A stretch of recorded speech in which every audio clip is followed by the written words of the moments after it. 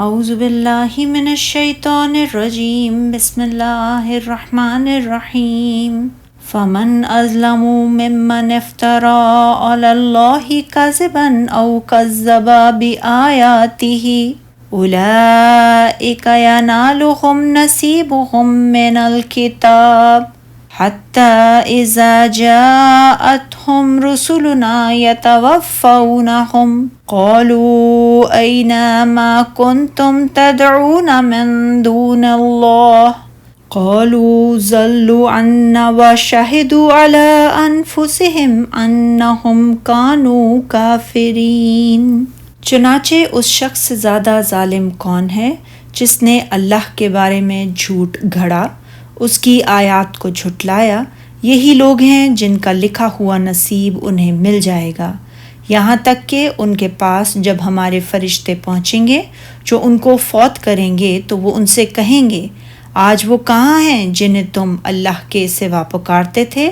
وہ جواب دیں گے، وہ ہم سے کھو گئے، اور وہ اپنے خلاف گواہی دیں گے کہ بے شک وہ کفر کرنے والے تھے۔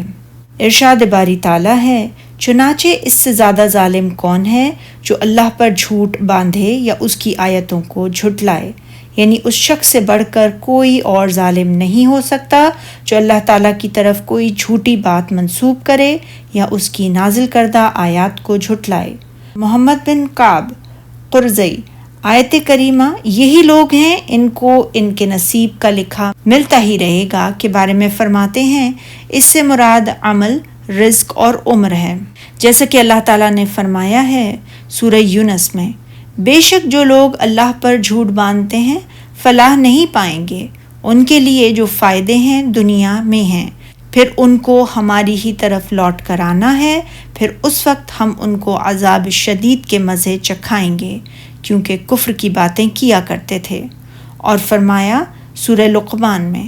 جو کفر کرے تو اس کا کفر آپ کو غمناک نہ کر دے، ان کو ہماری طرف لوٹ کر آنا ہے، پھر جو کام وہ کیا کرتے تھے ہم ان کو جتا دیں گے، بے شک اللہ دلوں کی باتوں سے واقف ہے اور ہم ان کو تھوڑا سا فائدہ پہنچائیں گے، یہاں تک کہ جب ان کے پاس ہمارے بھیجے ہوئے فرشتے آئیں گے جو انہیں فوت کریں گے۔ اس میں اللہ تعالیٰ نے فرمایا ہے کہ فرشتے جب مشرکوں کی جان نکالتے ہیں تو وہ ان کی موت اور ان کی روحوں کو جہنم کی طرف لے جاتے وقت گھبراہٹ میں مبتلا کر دیتے ہیں اور کہتے ہیں، کہاں ہیں وہ لوگ جن کو تم دنیا کی زندگی میں اللہ کا شریک بناتے تھے، جنہیں تم پکارتے تھے اور اللہ کے سوا جن کی تم پوجا کیا کرتے تھے؟